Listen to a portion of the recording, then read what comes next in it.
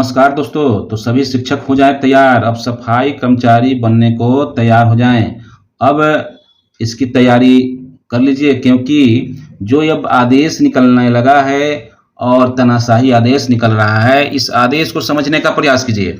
इस आदेश में साफ तौर से कहा गया है कि साफ सफाई हेतु प्रतिदिन शिक्षकों का रोस्टर बनाकर उन्हें जिम्मेदारी सौंपा जाए।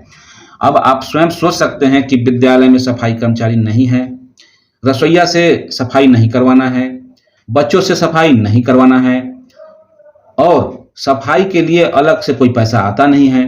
तो अब यह बताइए कि सफाई करेगा कौन? तो सफाई करेंगे शिक्षक। और शिक्षक आप देख रहे होंगे सोशल मीडिया में भी कुछ शिक्षक झाड़ू भी लगा रहे हैं, कुछ शिक्षक बिजली की तार भी जोड़ रहे हैं, पंखा भी जोड़ रहे हैं। तो इस तरीके का बात सामने भी आ रहा है। तो यहाँ पर आप देखेंगे कि साफ सफाई हेतु प्रतिदिन शिक्षकों का रोस्टर बनाकर उन्हें जिम्मेदारी सौंपना है। और ये कब कहा गया है और किनके द्वारा कहा गया है, ये सारी बात आपको हम बताएंगे। जय हिंद, नमस्कार। आप देख रहे हैं एसएस लाइव। मेरे चैनल पर नए हैं तो चैनल को सब्सक्राइब करके बेल आइकन दबाना न भूलें। तो आपको बता दें कि ये जो पत्र है प्रखंड शिक्षा पदाधिकारी, जो जिला कार्यक्रम पदाधिकारी भी हैं भोजपुर के, और प्रखंड शिक्षा पदाधिकारी उदंत नगर एवं गढ़हनी भोजपुर के, ये प्रखंड शिक्षा पदाधिकारी भी हैं, इनके द्वारा ये पत्र जारी किया गया है। और ये पत्र इसलिए जारी किया गया है कि उनके द्वारा यह कहा गया है कि जो विद्यालय में शौचालय है उसकी साफ सफाई नहीं है एवं घास फूस या जंगल लगा हुआ है, तो उसकी साफ सफाई की जिम्मेदारी आप लोगों को उठानी होगी। तो विद्यालय परिसर में साफ सफाई नहीं है। इसमें अगर देखा जाए तो पॉइंट वाइज हम बातों को रखें तो आप देखेंगे कि इसमें कहा गया है कि अध्यक्षाक्षरी द्वारा कुछ विद्यालयों के निरीक्षण के क्रम में देखा गया है, यानी कि इन्होंने निरीक्षण किया है और विद्यालय में शौचालय साफ सफाई नहीं है एवं घास फूस या जंगल लगा हुआ है। इसके साथ ही दूसरा पॉइंट उन्होंने कहा है कि विद्यालय परिसर में भी सफाई नहीं है। तीसरा है कि कुछ विद्यालयों में बच्चों की उपस्थिति 50% से भी कम है।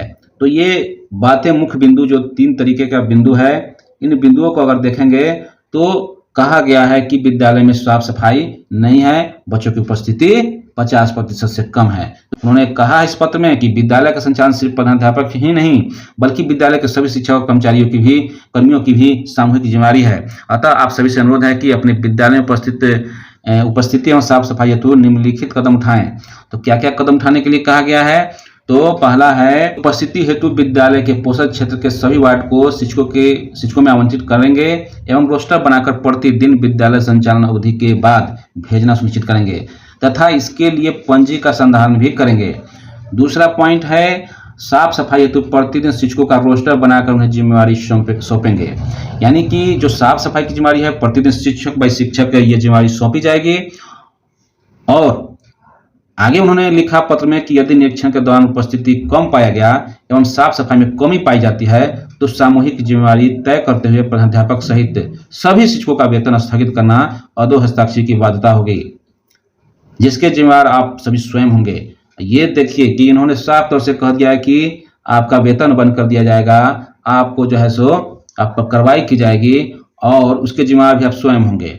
इसका मतलब यह है कि सभी लोग नौकर बनने के लिए, और जो माने चपरासी है वो तो बन ही रहे थे, नौकर बन ही रहे थे, अब जो है सफाई कर्मचारी भी बन जाइए, क्योंकि इसके लिए ना कोई पैसा उपलब्ध कराया जाता है, स्पेशली सब सफाई के लिए कोई पैसा नहीं आता है। ऐसे विद्यालयों को कहा जाए तो विद्यालयों को जो ग्रांट मिलता है, कंपोजिट ग्रांट मिलता है, तो उसके माध्यम से सिर्फ साफ सफाई का ही काम नहीं बल्कि विद्यालय का निर्माण भी, जो टूटा फूटा विद्यालय होता है या किसी तरह का मरम्मत है, उन सारी चीज़ों को करना होता है। लेकिन उन सारी चीज़ों से बचता ही नहीं पैसा, तो साफ सफाई में कैसे उपयोग होगा? तो ये साफ तौर से यहाँ पर आप देख सकते हैं कि ये सरकार की जो तानाशाही फरमान है और पदाधिकारी तानाशाहों की तरह व्यवहार करने लगे हैं। अब हर आदेश को वे लोग अपने स्तर से निर्गत करते हैं। पता नहीं किनके आदेश से ये सारे आदेश निर्गत किए जा रहे हैं और क्यों निर्गत किए जा रहे हैं। तो क्या आज शिक्षकों का कोई महत्व नहीं रह गया है? शिक्षक राष्ट्र निर्माता नहीं रह गए हैं? शिक्षक का काम क्या सिर्फ इतना रह गया है कि शिक्षक अब जो आला अधिकारी हैं उनके आदेशों को आंख मूंद करके पालन करते रहें, सरकार का कोई विरोध नहीं करें, सरकार के खिलाफ कोई आंदोलन नहीं करें, आंदोलन करिएगा तो कार्रवाई हो जाएगा। तो इस तरीके से अब तानाशाहों की तरह जो है व्यवहार पदाधिकारियों के द्वारा जो कराया जा रहा है यह कहीं से भी उचित नहीं है। तो कुल मिलाकर कहें कि अब स्थिति अनुकूल नहीं है, प्रतिकूल हो चुका है और इसको कैसे सब लोग, शिक्षक लोग सुधारेंगे, ये अब सोचनीय विषय हो चुका है। एक तरफ आप देखिए संगठनों को भी अब का अस्तित्व खतरे में है, क्योंकि सूची मंगाई गई है, हो सकता है संगठनों के जो निबंधन है उनको भी रद्द किया जा सकता है। तो कई बातें आ रही हैं, वार्ता नहीं की जा रही है सरकार के द्वारा, सिर्फ कह दिया गया कि वार्ता करेंगे।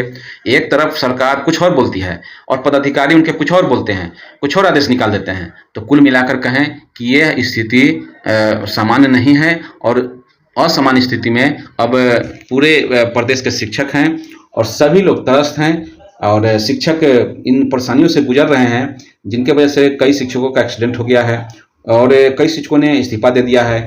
यहाँ तक आपको बता दें कि अभी आज की घटना है कि 2 महिला शिक्षिका हड़बड़ दड़बड़ में स्टेशन का जो गुमटी है वो पार करने के क्रम में आज 2 महिला शिक्षिका का दुर्घटनाग्रस्त हो गई और उनका जो उसी समय दुर्घटना स्थल पर ही उनकी मृत्यु हो गई।